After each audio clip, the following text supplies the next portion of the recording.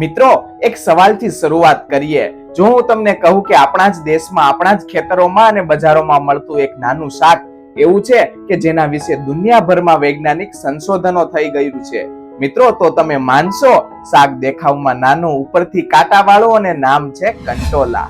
કેટલાક લોકોને તો કંકોડા, કાંકોરા અને કાકરોલ અથવા તો સ્પાઇન ગાઉન તરીકે ઓળખે છે. પણ આજે સવાલ એ નથી કે કંટોલા સ્વાદિષ્ટ છે કે નહીં. આજે સવાલ એ છે, શું કંટોલા ખરેખર સૌથી શક્તિશાળી શાક છે?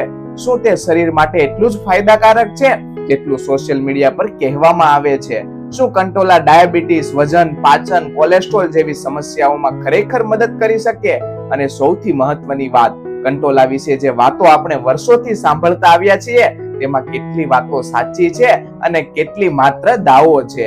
મિત્રો, આ વિડીયોમાં આપણે કંટોલાને અંધશ્રદ્ધાથી નહીં પરંતુ ખોરાક, પોષણ અને ઉપલબ્ધ વૈજ્ઞાનિક સંશોધનોના દ્રષ્ટિકોણથી સમજવાના છીએ. અને વિશ્વાસ રાખજો, જેમ જેમ આ વિડીયોમાં આપણે આગળ જઈશું તેમ કંટોલા વિશે તમારી સમજણ ચોક્કસ બદલાશે. તો વિડીયો અંત સુધી જરૂર જોતા રહેજો, કારણ કે અંત સુધી પહોંચતા પહેલા આપણે ખૂબ જ મહત્વની વાત પર સમજવાના છીએ. કંટોલા ખાવાનો ફાયદો ત્યારે જ સમજાય જ્યારે આપણે તેને દવા નહીં પરંતુ યોગ્ય આહારના એક ભાગ તરીકે સમજીએ.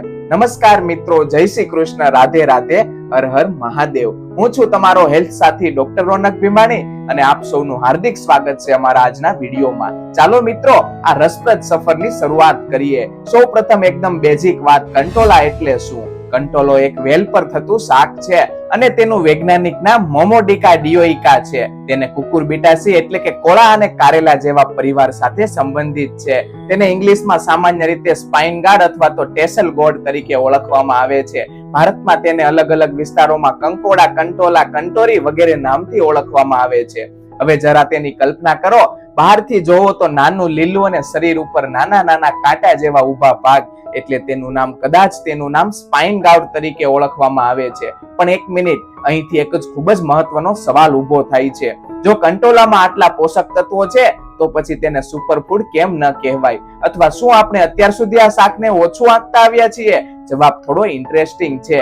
કોઈ પણ એક ફૂડને સૌથી પાવરફુલ ફૂડ કહેવું એ સાયન્સની દ્રષ્ટિએ યોગ્ય નથી. કારણ કે તમારા શરીરમાં માત્ર એક ન્યુટ્રિયન્ટની જરૂર નથી. શરીરને પ્રોટીન જોઈએ, ફાઈબર જોઈએ, વિટામિન જોઈએ, મિનરલ્સ જોઈએ, હેલ્ધી ફેટ્સ પણ જોઈએ. અને આ બધું અલગ અલગ ફૂડ્સમાંથી યોગ્ય પ્રમાણમાં મળતું હોય તો ઓવરઓલ ડાયટ સારી બને છે. અને કંટોલામાં આપણે એક પાવરફુલ ઇન્ગ્રેડિયન્ટ તરીકે જોઈ શકીએ, પરંતુ તેને ચમત્કારિક દવા તરીકે નહીં. આ ડિફરન્સ આખા વિડીયોમાં ખૂબ જ મહત્વનો રહેશે. હવે આવો સૌથી રસપ્રદ ભાગ તરફ. કંટોલામાં એવું શું છે? 2024 ની રિવ્યુમાં ઉપલબ્ધ વિવિધ અભ્યાસોના આધારે કંટોલામાં protein, dietary fibre, carbohydrates, fats અને કેલ્શિયમ અને ફોસ્ફરસ, આયર્ન જેવા મિનરલ્સની નોંધ કરવામાં આવી છે. જો કે અલગ અલગ અભ્યાસોમાં આંકડાઓ બદલાઈ શકે અને કેટલાક આંકડા ડ્રાય વેઇટ બેઝિસ પર રિપોર્ટ થયેલી છે. એટલે દરેક સંખ્યાને સીધી રીતે કાચા શાકના 100 ગ્રામ સાથે સરખાવવાનું યોગ્ય નથી. આ વાત ખાસ ધ્યાનમાં રાખજો. YouTube પર ઘણી વખત આપણે જોયું હશે, આ શાકમાં આટલું પ્રોટીન,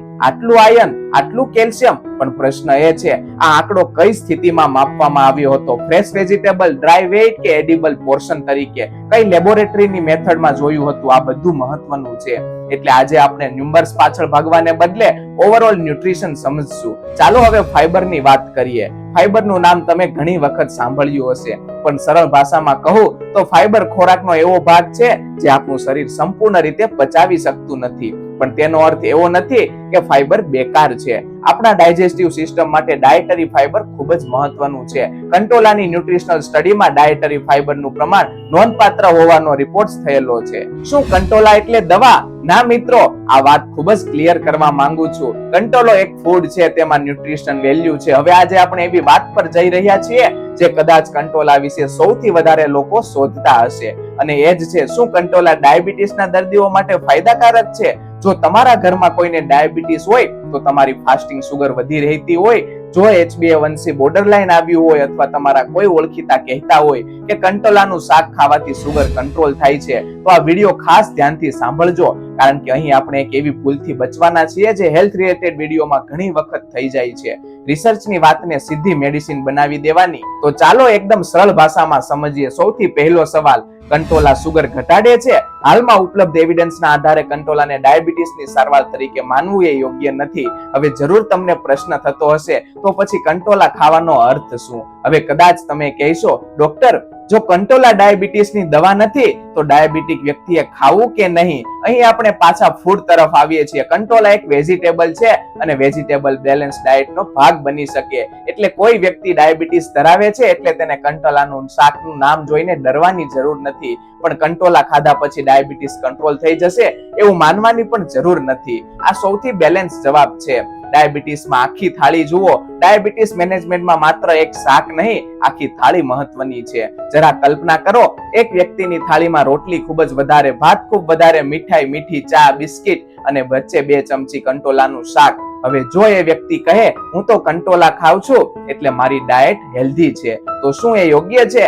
ના, કારણ કે આખી ડાયટનું પેટર્ન વધારે મહત્વનું છે. બીજી તરફ જો થાળીમાં યોગ્ય પોર્શનમાં રોટલી અથવા અન્ય અનાજ હોય, દાળ અથવા અન્ય પ્રોટીન સોર્સ હોય, પૂરતું શાક હોય, સલાડ અથવા વેજીટેબલ હોય અને ઓવરઓલ કેલરીઝ તથા કાર્બોહાઈડ્રેટ્સ વ્યક્તિની જરૂરિયાત પ્રમાણે હોય તો આ બધું બેલેન્સ એપ્રોચ બની શકે. કોઈ તમને કહે કંટોલા ખાવ અને ડાયાબિટીસ ગાયબ, તો તરત જ વિશ્વાસ ન કરશો. અને જો કોઈ કહે કંટોલા ખાધા પછી ડાયાબિટીસની દવા લેવાની જરૂર નથી, તો ખાસ સાવધાન. ડાયાબિટીસની મેડિસિન પોતાની રીતે બંધ કરવી કે ડોઝ બદલવો એ યોગ્ય નથી, કારણ કે બ્લડ સુગર કંટ્રોલ માત્ર એક ફૂડથી નક્કી થતું નથી. હવે આપણે એવી વાત કરવા જઈ રહ્યા છીએ જે કદાચ સૌથી વધારે લોકોને રસ પડે છે. શું કંટોલા ખાવાથી વજન ઘટે છે? અને અહીંથી એક રસપ્રદ સવાલ ઉભો થાય છે. જો કંટોલામાં ફાઈબર છે તો તે વેજીટેબલ છે. જો તેમાં વિવિધ બાયોએક્ટિવ કમ્પાઉન્ડ છે તો શું કંટોલા વેઇટ લોસ ડાયટનો સિક્રેટ વેપન બની શકે? કે પછી આ સોશિયલ મીડિયા પર બીજી એક વાત છે? ચાલો મિત્રો, આજે આખી વાત એકદમ સરળ ભાષામાં સમજીએ. કંટોલા ખાવ અને વજન ઘટાડો. ખરેખર સૌપ્રથમ એકદમ સીધી વાત, કંટોલાને ફેટ બર્નર કે વેઇટ લોસ મેડિસિન કહેવા માટે પૂરતા માનવીય ક્લિનિકલ એવિડન્સ નથી. હા, કંટોલા એક વેજીટેબલ છે અને તેમાં ડાયટરી ફાઈબર મળે છે. વિવિધ અભ્યાસોમાં તેના ન્યુટ્રિશન વેલ્યુની નોંધ કરવામાં આવી છે. પરંતુ કંટોલા ખાધા એટલે શરીરની ચરબી ઓગળવા લાગી, આવો સીધો સાયન્ટિફિક કન્ક્લુઝન કાઢી શકાય નહીં. અને આ વાત સમજવી ખૂબ જ જરૂરી છે, કારણ કે આજે ઇન્ટરનેટ પર ફેટ બર્નિંગ ફૂડ્સની લાંબી લિસ્ટ જોવા મળે છે. કોઈ કહે લીંબુ ખાવ, કોઈ કહે જીરું ખાવ, કોઈ કહે કંટોલા ખાવ. પણ શરીરની ચરબી ઘટાડવાની પ્રક્રિયા કોઈ એક ફૂડથી મેજિકલી શરૂ થતી નથી. વેઇટ લોસ નું સાચું ગણિત જોઈએ. ચાલો બહુ સરળ ઉદાહરણ લઈએ. માનો કે કોઈ વ્યક્તિ દરરોજ જરૂર કરતા વધારે કેલરી લે છે, સાથે ફિઝિકલ એક્ટિવિટી ઓછી છે અને પછી તે દરરોજ કંટોલાનું શાક ખાવાનું શરૂ કરે છે, પણ સાથે તળેલું ખાય છે, મીઠાઈ ખાય છે, કોલ્ડ ડ્રિંક્સ પીવે છે, રાત્રે વધારે ખાય છે ને એક્સરસાઇઝ પણ નથી કરતો, તો માત્ર કંટોલાથી વજન ઘટી જશે? મોટા ભાગે નહીં, કારણ કે વેઇટ મેનેજમેન્ટમાં આખી લાઈફસ્ટાઈલ મહત્વની છે. એટલે હું એક લાઈનમાં કહું તો કંટોલા વેઇટ લોસ ડાયટનો ભાગ બની શકે છે, પરંતુ વેઇટ લોસ નું કારણ એકલો કંટોલો નથી બનતું. અહીંથી વિડીયોનો એક ખૂબ જ મહત્વનો ભાગ શરૂ થાય છે. ઘણા લોકો કહે છે કંટોલા હેલ્ધી છે, એટલે પછી શું કરે છે? કંટોલાને ખૂબ જ તેલમાં તળી નાખે છે. હવે વિચાર કરો, શાક હેલ્ધી હોઈ શકે, પણ કુકિંગમાં તમે ખૂબ જ વધારે ઓઇલ નાખી દીધું તો ડીશની કુલ કેલરી વધી શકે છે. અને પછી વ્યક્તિ કહે છે હું તો હેલ્ધી વેજીટેબલ જ ખાઉં છું. મિત્રો, ફૂડ હેલ્ધી હોવું અને આખી રેસીપી હેલ્ધી હોવી એ બંને અલગ વાત છે. હવે સાચું કહો, તમને કંટોલા કેવી રીતે ગમે? કરકરા તળેલા કે પછી ઓછા તેલમાં મસાલેદાર શાક? જો તમે કંટોલાને ખૂબ જ ક્રિસ્પી બનાવવા માટે ખૂબ જ તેલ વાપરો છો તો તેની કેલરી ડેન્સિટી વધે છે. એટલે જો તમારો મુખ્ય ગોલ વેઇટ મેનેજમેન્ટ છે તો ઓછું તેલ, યોગ્ય પોર્શન, વધારે વેજીટેબલ, પૂરતું પ્રોટીન અને ઓવરઓલ બેલેન્સ મીલ, આ એપ્રોચ વધારે પ્રેક્ટિકલ છે. આ સવાલ પણ લોકો પૂછશે, ડોક્ટર સાહેબ કંટોલા બહુ ફાયદાકારક છે તો રોજ 500 ગ્રામ ખાઈએ? ના, કોઈ પણ એક વેજીટેબલ ને અનલિમિટેડ ખાવાની જરૂર નથી. તમારા આખા દિવસના ખોરાકમાં વેરાયટી રાખવી વધુ સારી રીત છે. આજે કંટોલા, કાલે ભીંડા, બીજા દિવસે દૂધી, પછી તુરિયા, પછી લીલા શાક, આ રીતે વિવિધ વેજીટેબલ લેતા રહો. કંટોલા ખાસ કરીને સિઝનલ વેજીટેબલ તરીકે ઘણી જગ્યાએ જોવા મળે છે. અને એ એક સુંદર વાત છે, આપણી પરંપરાગત ભારતીય ડાયટમાં સિઝનલ વેજીટેબલ નું મહત્વ વધી રહ્યું છે. ચોમાસામાં બજારમાં કંટોલા દેખાય, ઘરે કોઈ કહે આજે કંટોલાનું શાક બનાવીએ અને કિચનમાં મસાલાની સુગંધ ફેલાય. આ માત્ર ટેસ્ટ નથી, આપણી ફૂડ કલ્ચરની એક ભાગ છે. પણ આજના સમયમાં આપણે ટ્રેડિશનલ ફૂડને પણ સાયન્ટિફિક અન્ડરસ્ટેન્ડિંગ સાથે જોવું જોઈએ. ચાલો એક ઇન્ટરેસ્ટિંગ કમ્પેરિઝન કરીએ. માનો તમે લંચ સાથે રોજ સુગરી કોલ્ડ ડ્રિંક્સ પીવો છો અને પછી કહો છો હું કંટોલાનું શાક પણ ખાઉં છું. મિત્રો, એક હેલ્ધી ફૂડ બીજા અનહેલ્ધી હેબિટ્સને ઓટોમેટિકલી કેન્સલ નથી કરતું. એટલે કંટોલા ખાવ પણ સાથે સુગરી બેવરેજનું પ્રમાણ પણ વિચારજો. તળેલું ઓછું, મીઠાઈનું પ્રમાણ યોગ્ય, પ્રોસેસ ફૂડ ઓછું અને વેજીટેબલ વધારે.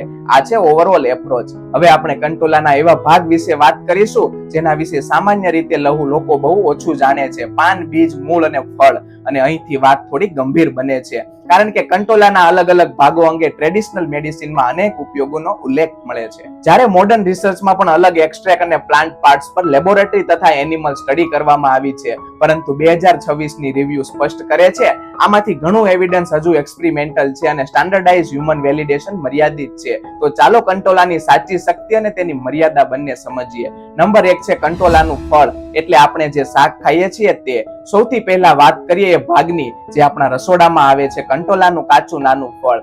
આ જ ભાગ સામાન્ય રીતે શાક તરીકે ઉપયોગમાં લેવાય છે. જૂના અભ્યાસોમાં કેટલાક ફળોમાં પ્રોટીન, ફાઇબર અને અન્ય ન્યુટ્રિશનની નોંધ કરવામાં આવી છે. 2026 ની રિવ્યુ પણ તેને ન્યુટ્રિશનલ વેલ્યુ ધરાવતો અંડર યુટિલાઇઝ વેજીટેબલ તરીકે વર્ણવે છે. એટલે જો બજારમાં તાજા કંટોલા મળે અને તમને તેનો સ્વાદ ગમે તો તેને સામાન્ય વેજીટેબલ તરીકે તમારી ડાયટમાં સામેલ કરી શકાય, પણ શાક અને ઔષધિ વચ્ચેની લાઈન ભૂલશો નહીં. નંબર 2 છે કંટોલાના પાન. શું પાન પણ ઉપયોગમાં લેવાય છે? હવે આવે છે રસપ્રદ ભાગ. કેટલાક ટ્રેડિશનલ સિસ્ટમમાં કંટોલાના પાનનો પણ ઉપયોગ થયેલો જોવા મળે છે. 2014 ની રિવ્યુ ટ્રેડિશનલ મેડિસિન યુઝિસના સંદર્ભમાં કંટોલાના પાન માટે સ્કિન રિલેટેડ અને અન્ય કેટલાક ઉપયોગો ઉલ્લેખ છે. પણ અહીં ખાસ વાત ધ્યાન રાખજો, આનો અર્થ એવો નથી કે પાન તોડો, તેનો રસ કાઢો અને કોઈ પણ રોગમાં પીવાનું શરૂ કરો. ના, ટ્રેડિશનલ યુઝનો ઉલ્લેખ અને મોડર્ન ક્લિનિકલમાં રિકમેન્ડેશન અલગ બધા બાબતો છે. પાનમાં શું છે? હવે કોઈ વ્યક્તિ આ સાંભળીને તરત કહેશે, વાહ, એટલે પાન પણ એન્ટીઓક્સિડન્ટ છે, હવે રોજ પાનનો રસ પીવો. લેબોરેટરીમાં કોઈ એક્સ્ટ્રેક્ટ એન્ટીઓક્સિડન્ટ એક્ટિવિટી બતાવે છે એટલે માણસે તેનો રસ પીવો જોઈએ એવો સીધો કન્ક્લુઝન કાઢી શકાય નહીં. નંબર 3 છે કંટોલાનું મૂળ. અહીં વધારે સાવચેતી. કંટોલાના મૂળ અંગે ટ્રેડિશનલ લિટરેચરમાં અનેક મેડિસિનનો યુઝનો ઉલ્લેખ જોવા મળે છે. 2014 ની રિવ્યુમાં રૂટ જ્યુસ અને રૂટ પ્રિપેરેશન માટે ટ્રેડિશનલ ક્લેમ્સ, ડાયાબિટીસ, ઇન્ફ્લામેશન અને અન્ય ઉપયોગોનો ઉલ્લેખ કરવામાં આવ્યો છે. હવે આ સાંભળીને કોઈ કહે તો પછી ડાયાબિટીસ હોય તો કંટોલાના મૂળનો રસ લઈએ. મારો જવાબ છે ના, પોતાની રીતે આવું ન કરશો, કારણ કે ટ્રેડિશનલ પ્રિસ્ક્રિપ્શનમાં જે પ્રિપેરેશન, ક્વોન્ટિટી, પ્લાન્ટ આઇડેન્ટિફિકેશન અને કન્ટેક્સ હોય છે તે બધું મહત્વનું છે. અને modern clinical મેડિસિનમાં standardise route preparation અને ડાયાબિટીસને રૂટીન ટ્રીટમેન્ટ તરીકે સ્થાપિત કરવા માટે પૂરતું એવિડન્સ નથી. નંબર 4 છે કંટોલાના બીજ. ટ્રેડિશનલ લિટરેચરમાં કંટોલાના બીજને કેટલાક ઉપયોગોનો પણ ઉલ્લેખ મળે છે. 2014 ની રિવ્યુમાં રોસ્ટેડ સીડ્સ અને કેટલાક સ્કિન રિલેટેડ ટ્રેડિશનલ યુઝ અને સીડ એક્સ્ટ્રેક્ટ્સ પર એક્સપેરિમેન્ટલ સ્ટડીની ચર્ચા કરવામાં આવી છે. રિસર્ચમાં સીડ એક્સ્ટ્રેક્ટ અંગે એન્ટીઓક્સિડન્ટ, એન્ટી એલર્જીક અને અન્ય બાયોલોજીકલ એક્ટિવિટીની તપાસ કરવામાં આવી છે, પરંતુ આમાંથી ઘણા ફાઇન્ડિંગ લેબોરેટરી અથવા તો એનિમલ મોડેલ સાથે સંબંધિત છે. એટલે ફરીથી રિસર્ચ થઈ છે એટલે ઘરે સારવાર શરૂ કરી દો, આવું માનવું એ યોગ્ય નથી. હવે આ ખૂબ જ મહત્વનું છે. જો કોઈ વ્યક્તિ ડાયાબિટીસની દવા લે છે, બ્લડ પ્રેશરની દવા લે છે, કિડની અથવા લીવરની ગંભીર સમસ્યા ધરાવે છે, ગર્ભાવસ્થા અથવા તો બ્રેસ્ટ ફીડિંગમાં હોય અથવા અનેક મેડિસિન લે છે, તો તેમાં કોઈ પણ કોન્સન્ટ્રેટેડ હર્બલ પ્રિપેરેશન શરૂ કરતા પહેલા ક્વોલિફાઈડ હેલ્થકેર પ્રોફેશનલ સાથે વાત કરવી એ સમજદારી છે. હવે સવાલ છે, મારે કંટોલા બજારમાંથી લેવાના હોય તો સારા કંટોલા કયા? તે કેવી રીતે સાફ કરવા, કઈ રીતે બનાવવા, કેટલા ખાવા, અને સૌથી મહત્વનું, કંટોલા વિશે WhatsApp અને YouTube પર ચાલતા કયા દાવા સાચા છે અને કયા અયોગ્ય ભર્યા? ચાલો મિત્રો એકદમ પ્રેક્ટિકલ રીતે સમજીએ. નંબર 1 છે બજારમાંથી કંટોલા ખરીદતી વખતે શું જોવું. મિત્રો, તમે બજારમાં ગયા, સામે કંટોલાના ઢગલા પડ્યા છે, તમે શું કરશો? માત્ર મોટા અને ચમકદાર કંટોલા પસંદ કરશો? એ જરૂરી નથી. શાક માટે સામાન્ય રીતે તાજા, યોગ્ય રીતે વિકસેલા, બગાડના ન હોય, સ્પષ્ટ ચિહ્નો ન હોય એવા કંટોલા પસંદ કરવા એ પ્રેક્ટિકલ છે. જો કંટોલા ખૂબ જ નરમ લાગતા હોય, સડેલો ભાગ હોય, કાળા અથવા ભૂરા દાગ સાથે બગડેલા હોય, દુર્ગંધ આવતી હોય અથવા અન્ય લાંબા સમયથી પડેલા લાગે તો તેને ટાળવા જોઈએ. મિત્રો, આ વાત માત્ર કંટોલા માટે નહીં, કોઈ પણ ફ્રેશ વેજીટેબલ માટે લાગુ પડે છે. નંબર 2 છે નાના કંટોલા વધારે પાવરફુલ. આ એક રસપ્રદ સવાલ છે. કેટલાક લોકો કહે છે નાના કંટોલા સૌથી ઔષધીય હોય છે. આવો ક્લેમ સાંભળો તો તરત જ વિશ્વાસ ન કરશો. નંબર 3 છે કંટોલા સાફ કેવી રીતે કરવા. હવે એકદમ કિચન પ્રેક્ટિકલ. સૌપ્રથમ કંટોલાને વહેતા સ્વચ્છ પાણીથી સારી રીતે ધોઈ લો. બહારની માટી અથવા ગંદકી દૂર કરો. પછી જે ભાગ ખરાબ હોય તેને કાપી નાખો. ત્યારબાદ તમારી રેસીપી પ્રમાણે કાપી શકો. અહીં એક મહત્વની વાત, શાકને સાફ કરવા માટે અતિશય કેમિકલ અથવા તો સોપનો ઉપયોગ કરવાની જરૂર નથી. સ્વચ્છ પાણીથી સારી રીતે ધોવું અને ફૂડ સેફ પ્રિપેરેશન કરવું વધારે પ્રેક્ટિકલ છે. નંબર 4 છે કંટોલાને કાપવાની રીત. કંટોલાને સામાન્ય રીતે ગોળ ટુકડામાં અથવા લાંબા ભાગમાં કાપી શકાય. ઘરમાં જે રીતે વર્ષોથી બનતું આવ્યું હોય એ રીતે બનાવો. અને જો કંટોલાની અંદર કોઈ ભાગ તમને ખૂબ જ કઠણ અથવા બગડેલો લાગે તો તેને દૂર કરી શકો. નંબર 5 છે કંટોલા બનાવવાની હેલ્ધી રીત. મિત્રો, હવે સૌથી ઇમ્પોર્ટન્ટ કિચન પોઈન્ટ, કેટલાક હેલ્ધી વેજીટેબલ છે એટલે તેને ગમે તેટલા તેલમાં તળી શકાય ના.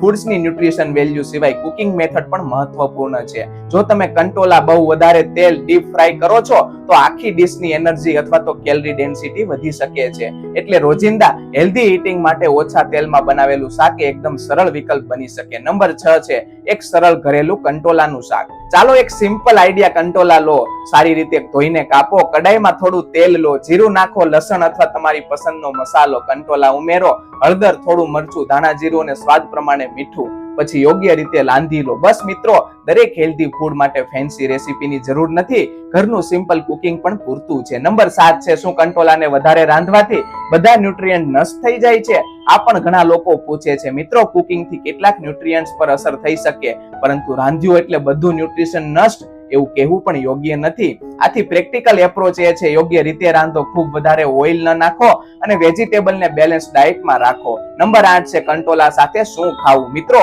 આ પણ ખૂબ જ મહત્વનું છે. કંટોલાને એકલા કમ્પ્લીટ મીલ તરીકે જોવાની જરૂર નથી. તમારી થાળીમાં શાક, દાળ, બીજું પ્રોટીન સોર્સ અને યોગ્ય પોર્શનનું અનાજ તેમજ અન્ય વેજીટેબલ્સ, આવો કોમ્બિનેશન વધારે બેલેન્સ બની શકે. અને જો તમે નોન વેજીટેરિયન છો તો એક જ ફૂડ નહીં, આખી પ્લેટ જુઓ. હવે તમને પ્રશ્ન જરૂર થતો હશે, કંટોલાની સાચી તાકાત શું છે? કંટોલામાં વિવિધ ન્યુટ્રિયન્ટ્સ અને બાયોએક્ટિવ કમ્પાઉન્ડ્સ વિશે રિસર્ચ ઉપલબ્ધ છે. તેમાં ડાયટરી ફાઇબર, પ્રોટીન, વિવિધ મિનરલ્સ, ફ્લેવોનોઇડ્સ, ફિનોલિક કમ્પાઉન્ડ્સ, ટાઇટ્રાફિનોઇડ્સ અને ફિનોઇલ કેમિકલ્સ વિશે અભ્યાસ થયો છે. પરંતુ કોઈ એક ફૂડ્સમાં આ બધું મળ્યું એટલે આ ખાસો એટલે શરીરમાં બધા રોગ દૂર થઈ જશે એવું નથી. સાચું ન્યુટ્રિશન એ છે અલગ અલગ ન્યુટ્રિશન ફૂડમાંથી અલગ અલગ ન્યુટ્રિયન્ટ્સ મેળવવામાં આવે છે. WHO પણ હેલ્ધી ડાયટ માટે એડેક્વન્સી, બેલેન્સ અને મોડરેશન અને ડાયવર્સિટીને મુખ્ય સિદ્ધાંતો માને છે. આ આખા વિડીયોનો સૌથી પ્રેક્ટિકલ વસ્તુ, જો તમે હેલ્ધી રીતે કંટોલાને ડાયટમાં સામેલ કરવા માંગતા હોય તો તમારી પ્લેટને એકદમ સિમ્પલ રાખો. એક ભાગ વેજીટેબલ,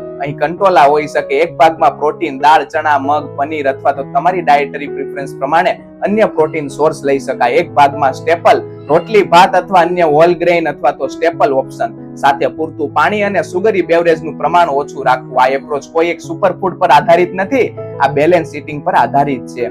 WHO પર વિવિધ વેજીટેબલ, ફ્રૂટ્સ, પલ્સ અને હોલ ફૂડ સાથે બેલેન્સ અને ડાયવર્સ ડાયટ પર ભાર મૂકે છે. હવે એક વાત તમારા માટે મિત્રો, આજકાલ આપણે હેલ્થ માટે બહુ દૂર જઈએ છીએ. કોઈ એક્સપેન્સિવ સપ્લિમેન્ટ્સ, કોઈ ઇમ્પોર્ટેડ સુપરફૂડ, કોઈ ફેન્સી ડિટોક્સ ડ્રિંક્સ અને ક્યારેક આપણા પોતાના રસોડામાં પડેલી સામાન્ય વસ્તુઓને નજરઅંદાજ કરી દઈએ છીએ. કંટોલા આપણને એક સુંદર વાત શીખવે છે, હેલ્થ હંમેશા મોંઘી વસ્તુમાં જ હોય એવું નથી, પરંતુ એનો અર્થ એ પણ નથી કે દરેક ટ્રેડિશનલ ફૂડને મિરેકલ મેડિસિન માની લેવું. સાચો રસ્તો છે પરંપરાગત જ્ઞાન, આધુનિક સાયન્સ અને બેલેન્સ લાઈફસ્ટાઈલ. મિત્રો, જો તમે આજથી જ કંટોલાનું શાક ખાવાનું શરૂ કરો તો માત્ર એટલા માટે નહીં કે આ સૌથી શક્તિશાળી શાક છે, પણ એટલા માટે ખાઓ કે મારી થાળીમાં એક વધુ ન્યુટ્રિયન્ટ્સ વેલ્યુ વેજીટેબલ્સ ઉમેરાઈ રહ્યું છે.